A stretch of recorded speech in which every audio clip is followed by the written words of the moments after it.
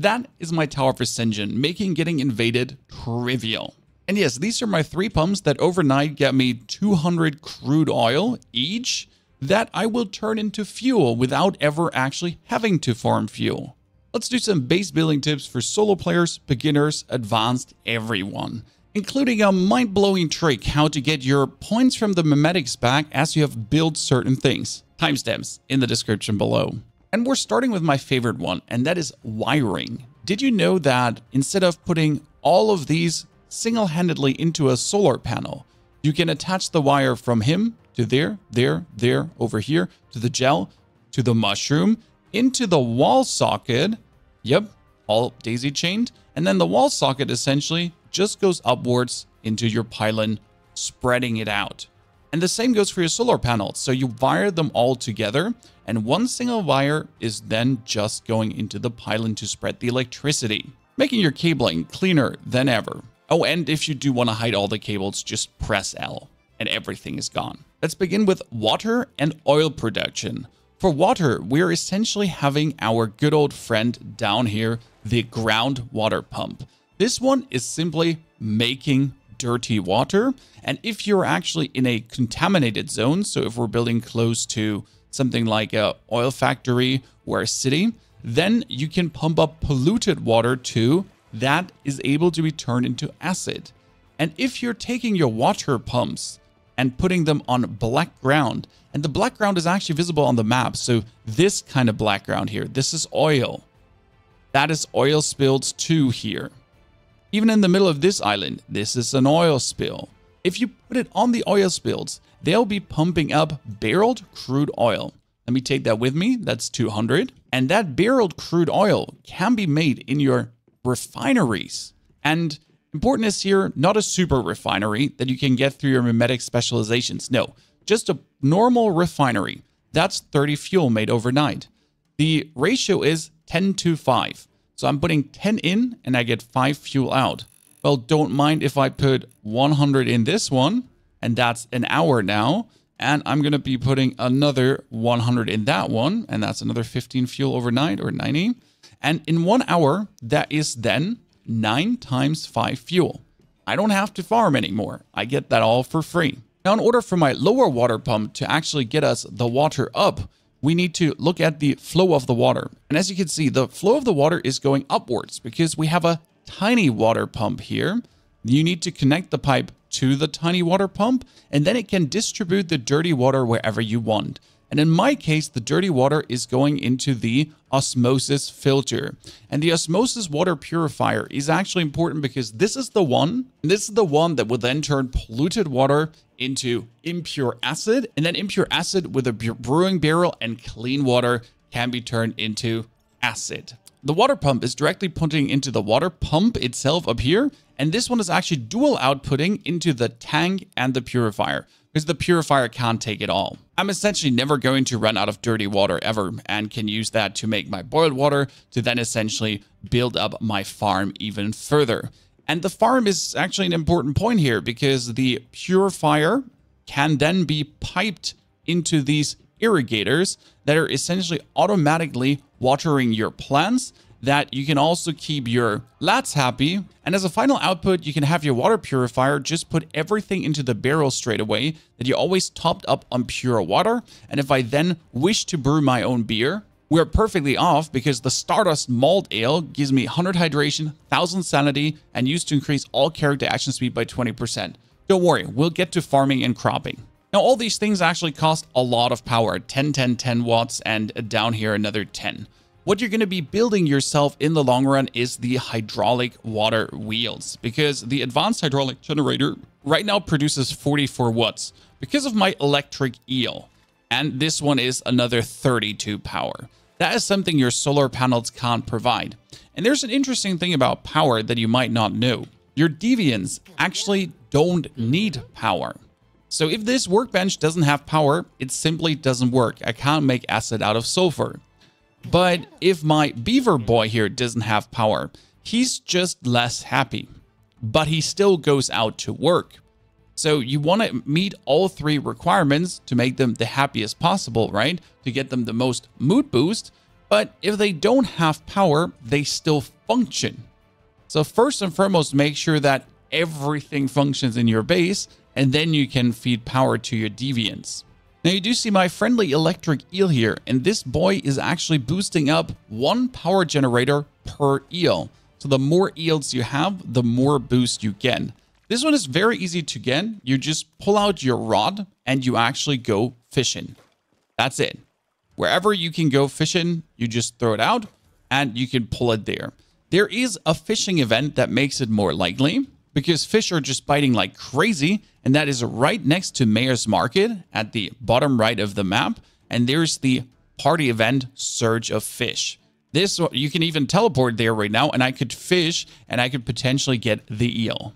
Don't worry, there's a timestamp for the Tower of Ascension if you can't wait, but we'll cover that soon enough. The base layout is very simple. We have one main base, and then we have 2 hubs that we could essentially extend as far out as we want, or to the left and the right, including a crafting hub where everything is gathered together with the chests, and 2 synthesis benches, which I highly recommend because as soon as you pick up the Silver Chemist Mimetic specialization, you can turn sulfur into acid, and that takes 4 to 5 hours. So we kind of want to be having a lot of this. And then we get our room for the Deviants. And the thing with your Deviants is they need crops often, and they also need flowers. For this, 2 planting beds are enough. And when it comes down to crops, we're talking about actual cabbages, wheat, pumpkins, oranges, stuff like that. So something that grows and gives yield. Whereas when we're talking about flowers, you want to have that tulip, the petunia, so an actual flower. And as a little trick to have them grow as slow as possible, even though your little boy here is trying to make it automatically grow, you're going to set your automatic irrigation at the lowest level, irrigation 10. That gives them some water and they grow extremely slow. So you have to replant them very rarely. That brings us actually to the farming topic. And what we're planting here right now is wheat seeds. And you could do that yourself and put them in yourself to just grow this slowly and have the irrigation set to 70. Or you're going to be taking your wheat seeds and you're going to give them to your mushroom boy. He just harvested a lot for me. As you can see, we got wheat seeds, 35 wheat, mushroom seeds, mushrooms, yellow tulip seed, everything. I can go now into him and I can give him another 9. And he'll just be planting 9 wheat seeds. And with the 35 wheat that I have just been getting, I can go to my brewing barrel and I can tell him to make me a bunch of beer. And that beer sells also for quite some energy link, but it's just simply very useful. This mushroom boy is absolutely invaluable for it. And there's another one that actually does help tremendously with the farming process, and that is the Buzzy bee. This Buzzy bee here increases the mutation chance of planted crops. The higher the deviant energy level, the higher the mutation chance, which not only waters the plants for you on top if you don't have the automatic irrigation yet, he also makes them mutate, so you get like the mutated wheat to then get better Stardust malt ale beer. And the dude does not only plant it, he also harvests it. Interestingly enough, if you actually plant mushrooms, he can loot himself. Because the way to get the mushroom is teleporting all the way to the bottom to the teleportation tower here next to the Sunberry and Sunberry farm. And then there's a hole in the ground just straight on top of the teleporter. And that hole is a mushroom cave. In this mushroom cave, every single mushroom you loot, you might be getting the deviant. Simple as is. Run further through it, there's more shrooms, pick them up, get yourself 1 or 2 of them, and you're never going to be lacking. This is also a good source of mushroom seeds if you essentially have never had a mushroom seed before. And the Buzzy bee can be picked up in the first 5 minutes of the game. You're teleporting to Deathsville. Jump on your motorcycle or take your trusty feed to make your way to the left into the farm area. And here we're talking about the Citrus Cunty, just right next to it. And on the farm, there is a scarecrow next to the tractor. And that's right exactly here where the Buzzy bee can spawn. You get a bunch of scarecrows, but in this field, with the 2 nerds, this is where the Buzzy bee can just be.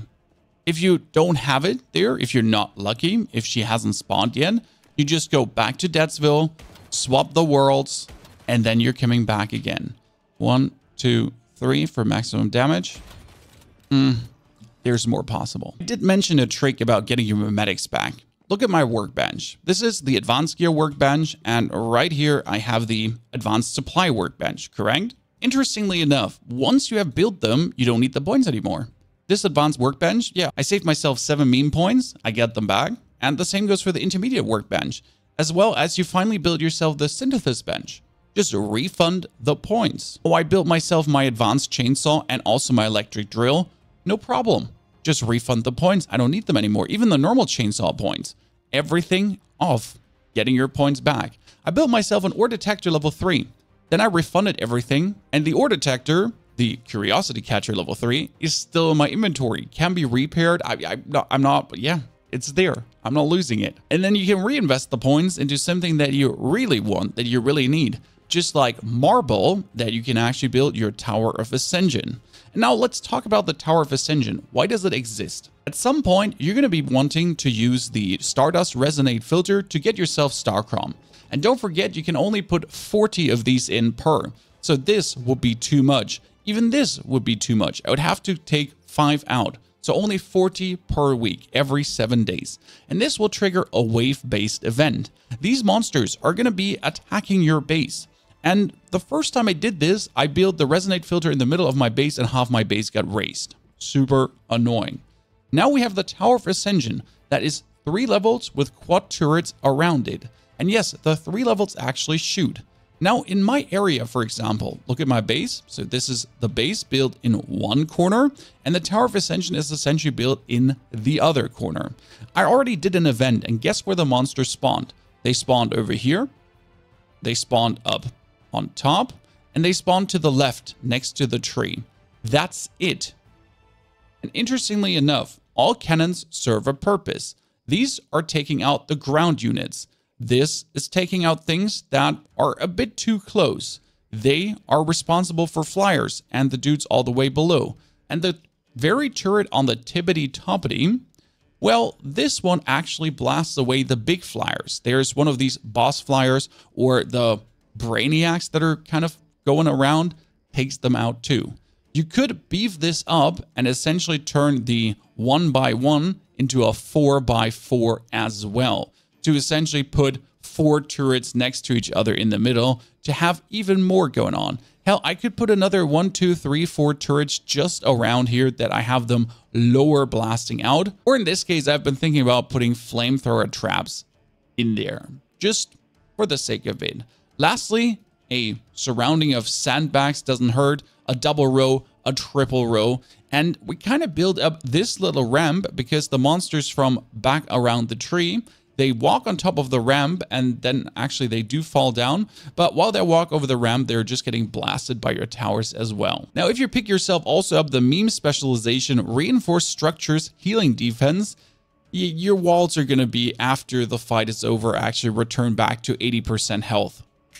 Just like that. General word of advice on garage. I'm mostly driving around with my bike. And yes, I did build myself a ginormous truck. And the ginormous truck is currently standing in front of Blackfell with my vending machine in it, selling my leftover gold because I already broke the weekly energy link limit and I'm at 100,000 plus energy link. Now I gotta say, the truck is hella expensive. I would probably not build it again and just build the pickup because it's more than enough for this. And yes, if they have the garage builds, you want to have the modification for your bike still, so you can essentially upgrade your bike. But hell, as soon as it's upgraded, you can refund all these points. My large garage points, they're long time refunded already. Now let me walk you through the whole thing once in a while. And you can essentially go up here. It's a circular design. In the middle, we got the refineries, and I could put out more refineries if I want to get more fuel faster. Then we're going one up, and I got my bed with my cat. And yes, I don't care about being beefy because the cat makes you beefy. But the beefier you are, the more weight you can carry, and also your weapon stability is higher. Then we can go up one further where our rainwater collection is. That then leads down onto the filters and the electricity. And we can essentially depart right from our balconies here on top of the base. And that's where we get the filter, the electricity going on. And over these stairs, we can get into the crafting and also into our Deviant area. And now the Deviant area could be extended to the right or to the left. If you want to have more Deviants, we could add another of these pods essentially just straight to it, because that's how it's built. It's kind of like a modular design that can just add on to it continuously. We can remove the workbench, add the exact same building we did to the left to get even more Deviants in if we then wish to. Now, 3 more things I'd like to talk about. First, all these Deviants, there's a video linked in the description below and there where you can just find all of them and which ones are incredibly useful, including a lot of amazing tips for you of things you might have not known. Then very soon on the channel, we'll have another video. We'll show the way to an autonomous base in 1 to 2 hours. That's explicitly important as the reset will happen in a couple of weeks as well, and you maybe want to start off with a bang. Thank you for watching. Have a wonderful good day. Take care.